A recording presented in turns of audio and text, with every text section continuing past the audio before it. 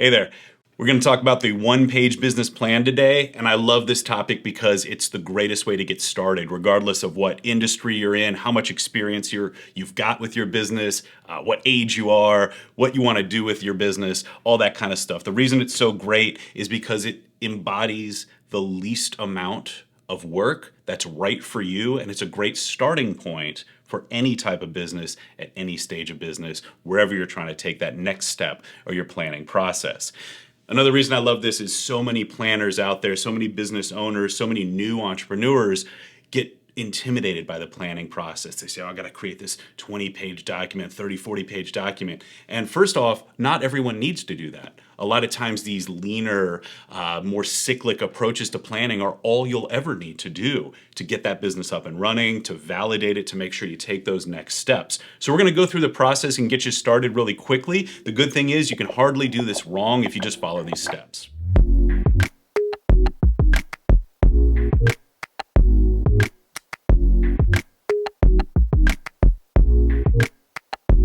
So kicking off the work that actually needs to go into this plan, this one-page business plan, the first section is just going to be a summary of the whole business, sometimes called the value proposition or the headline. Really, you want to write this section last, okay? You want to take all the thoughts you've put into all of the following sections and summarize each of those ideas in one sentence. It's a little bit tricky, so we can work on that. The first two sections, though, are really important. Problem we're solving and solution to that problem. Okay, and when I say problem worth solving, I mean that your customers have some pressing need, some desire that can't be otherwise filled, that your solution uniquely helps them with. Okay, so describe it in those terms. What is the problem that your audience has, your customers, your potential buyers, and how are you uniquely solving that? Again, keep these to 1 or 2 sentences maximum. So once you've got your problem worth solving and your solution nailed down, you might have a really good business model all ready to go. Now you want to start thinking about who is that target market? How many customers are they? What do they look like? What do they do with their day? Describe that target market as best you can. And then the other external factor that we're going to think about is competition. Who else solves that problem for your customers? That's your competition. Okay, so we think about the competition as somebody else out there who is offering a solution to that problem we're solving that your target market has. In some cases, it might be a business that looks a lot like yours. If you're opening a gym or a bar and there's another gym on the same block that's an obvious competitor. But one additional way to think about competition is what is keeping people from buying your product or solution. If people want a bicycle or an e-bike, are those two things competitive? Well, yes, you might only purchase one. So while they're not the same business model, they still are competitors in the marketplace. Okay, so warning, the next sections contain numbers. And I know a lot of us are not numbers people, okay? In my first business, these sections intimidated me. I felt overwhelmed when thinking about them, so let's keep it as simple as possible. All right, these sections are your sales and marketing channels, your revenues and expenses, and what funding you need. So they all work in synergy in terms of how they cost you money or make you money. So let's get started. The marketing and sales channels are two different things. And for some, sales channels can be the simplest. Sales channel are simply where you exchange money for goods. If you run a corner store and every transaction happens across the counter with cash, then you only have one sales channel. But a lot of contemporary businesses might sell online, might sell at a register, might sell using different techniques, different payment types. So you want to just quantify, think about all the ways that you are going to exchange money for your goods and services. Those are your sales channels. And those are often confused with marketing. Think of marketing as, how did your audience discover that you exist in the first place? How did they find out where you are and what you do? That might be something as traditional as a billboard or a magazine advertisement. It might be some sort of YouTube video that you created. It could be something online that you do. In fact, one marketing channel that a lot of people forget is if you build your corner store on a corner with lots of foot traffic, that is a marketing activity simply because you are constantly visible. So think about all those different ways that people will discover that you exist, and that goes into your marketing activities section.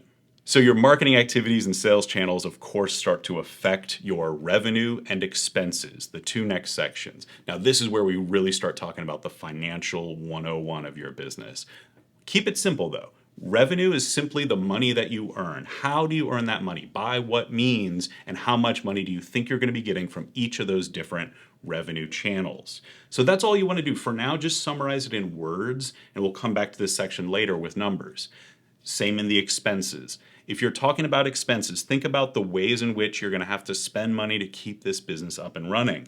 Now, one of them might be those marketing expenses we just talked about. Another might be upkeep of those sales channels. But other things that are common to think about here are rent, utilities, supplies, stock, having stuff on the shelf, all those kinds of things. So do your best to express your knowledge of the industry that you're going into in your revenue and expense sections. Once you've completed all 4 of those sections, marketing, sales, revenue, expenses, you're probably going to realize that you need some startup money to get this business off the ground. To make your first sale, sometimes you need to have inventory on the shelf already. If I'm opening a restaurant, I might need to have rent paid for that first month.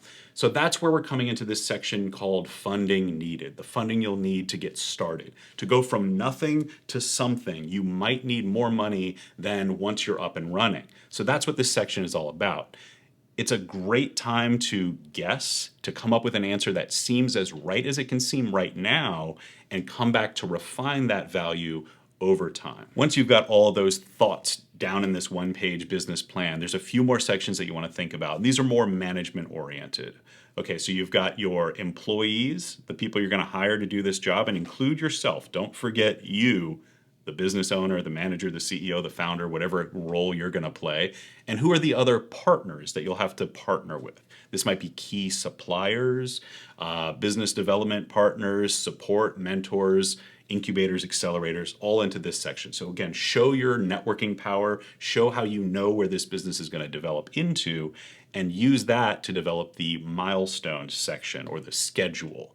What dates are these major events going to happen? When are you going to open? When are you going to sell to your first customer? How are you going to grow from there, and how much time will it take? With all of those sections filled out, you've got a great start. That one-page business plan is, again, the smallest amount of work that you can put in that is relevant to any business at any stage with any experience level. Now, you might want to get out and just start going back to work. Now, that's great. That's a great next step. But if you wanted to get into a more detailed business plan, maybe for lending purposes, or you wanted to create a more detailed financial forecast to make sure that your business is going to be viable over time, that's great.